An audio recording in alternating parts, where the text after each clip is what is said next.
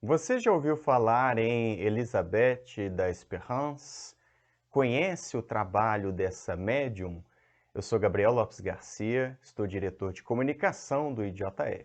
Farei alguns apontamentos sobre a vida e a obra dessa mulher notável.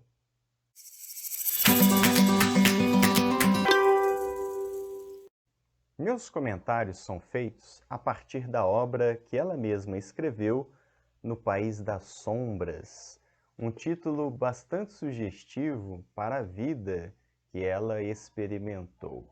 Nesse livro, ela vai falar a respeito de como a sua mediunidade influenciou a sua vida desde pequena e como isso foi conduzida ao longo dos anos.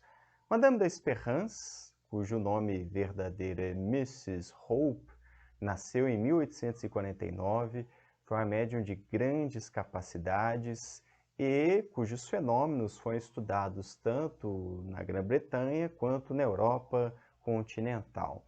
Ela viveu durante o auge das pesquisas sobre os fenômenos psíquicos no século XIX e ela serviu para muitas experimentações através de vários pesquisadores diferentes de sua época.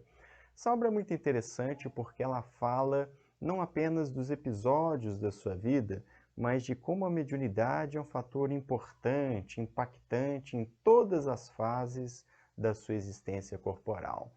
Nesse livro aqui, cada vez que é introduzido um capítulo, na maior parte das vezes tem alguns versos de Longfellow, que produziu poesias belíssimas e que dialogam muito bem com os conteúdos de cada um dos capítulos. Tem também algumas gravuras que são registros pictóricos a respeito de alguns fenômenos que ela participou, que vamos falar daqui a pouco. É uma obra muito interessante, onde ela abre a sua alma e conta como foi a sua existência. A introdução é feita pelo grande pesquisador russo Alexandre Akasakov, que produziu obras notáveis a respeito dos fenômenos espíritas e foi uma das pessoas que estudou a mediunidade de Elizabeth da Esperance. Pois muito bem, logo de início, ela narra a respeito da sua infância e fala o tanto que foi diferente, vamos dizer assim, do habitual, porque desde cedo ela já enxergava os espíritos. Então era do seu hábito, por exemplo, brincar com os espíritos. Eu sei que você deve estar se lembrando que muitas crianças trazem esses relatos também, mas no caso dela, isso era muito mais intenso e durou a infância inteirinha. E ela percebeu, numa certa faixa etária, que apenas ela era capaz de perceber essas presenças espirituais e chamá-las pelo nome, e estabelecer uma convivência e saber os lugares dentro do casarão onde ela morava, onde era mais frequente de acontecer esse tipo de encontro. Isso me faz lembrar as descrições, os relatos de outros médiuns a respeito de sua infância, como Ivone do Amaral Pereira e Francisco Cândido Xavier no Brasil, as semelhanças notáveis entre esses três médiuns. À medida em que ela cresce, ela aprende a reservar essas impressões mediúnicas para si mesma, de modo a evitar o espanto e os olhares tortos das outras pessoas, o que nós percebemos que acontece na vida de vários outros médiuns, cujas faculdades são de efeitos muito patentes também.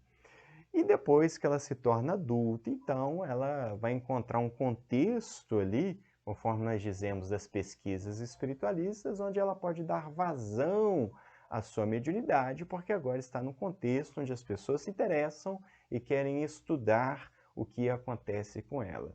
E nesse aspecto, a sua vida foi muito produtiva, ela era capaz de psicografar mensagens em inglês, em alemão, em latim, sendo que a sua escolaridade tinha parado no meio do caminho, né? Ela não tinha aprendido coisas muito sofisticadas na escola. Além do que, era uma mulher de sua época, então não tinha esse acesso livre aos produtos culturais. Por causa da qualidade, da intensidade dessas psicografias, da sua capacidade de versar sobre temas mais profundos, filosóficos, uma gama variada de áreas de conhecimento, ela então foi pesquisada por muitos cientistas da sua época. Ela submeteu-se também a uma série de procedimentos que eram extremamente desagradáveis, algumas vezes amarrada ou bastante vigiada pelas outras pessoas, desconfiadas da autenticidade da sua produção mediúnica. E assim, ela foi conduzindo a sua vida e com resultados notáveis nessa mediunidade, vivendo nesse intermúndio, ela participou ativamente dessas pesquisas no século XIX. Mais à frente, Madame d'Espérance mostra também, dentro dessa sua versatilidade mediúnica, a capacidade de servir como médium para efeitos físicos e, mais especificamente, médium para efeitos de materialização, que são eventos mais raros de acontecer, que exigem muito esforço do médium, que trazem um grande dispêndio de energias e deixa o médium profundamente esgotado. Ela mostrou essa capacidade e várias sessões entraram para os registros. Então nós tínhamos materializações de espíritos de todos os tipos, de pessoas adultas, algumas vezes de crianças, de origens culturais diferentes, com histórias diferentes e por aí vai. O mais interessante é que ela foi uma das médiuns que serviu para sessões onde se faziam os moldes em parafina. Então esses espíritos materializados colocavam as mãos, ou até mesmo o braço, algumas vezes os pés, e deixavam ali o registro da sua forma. E depois, especialistas em arte, em escultura, verificavam, por alguns detalhes técnicos, que era impossível ser uma fraude que ela tivesse cometido, e o livro traz alguns detalhes dessas análises. Além disso, nessas sessões de materialização, algumas vezes também há registros da produção de flores de diferentes tipos e que eram distribuídas às pessoas presentes naquela sessão. Algumas vezes também alguns frutos eram produzidos e ofertados como presente pelos espíritos.